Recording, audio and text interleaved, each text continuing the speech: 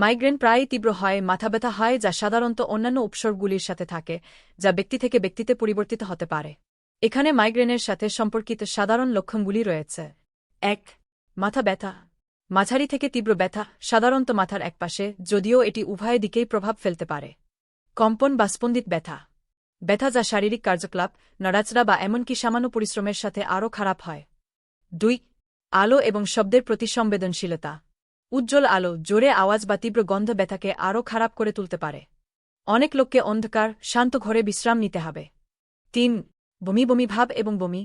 বমি বমি ভাব একটি সাধারণ মাইগ্রেনের উপসর্গ, বমি সহ বা ছাড়া। ক্ষুধা কমে যাওয়া বা অস্বস্তি বোধ করা। ৪.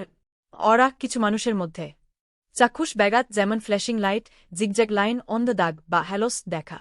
মুখ, হাত বা বাহুতে অসাড়তা বা ঝাঁকুনি।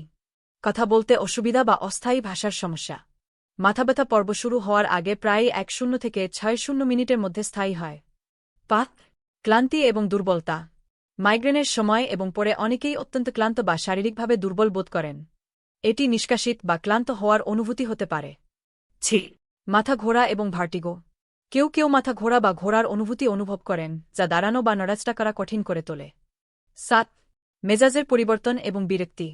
মাইগ্রেনের আগে বা সময় মেজাজের পরিবর্তন, এতে বিরক্তি, বিষণ্ণতা বা শক্তি বৃদ্ধি। ৮. ঘাড় ব্যথা এবং শক্ত হয়ে যাওয়া। ঘাড় এবং কাঁধের অঞ্চলে শক্ত হওয়া বা ব্যথা, কখনও কখনও মাথা ব্যথা পর্বের আগে। ৯.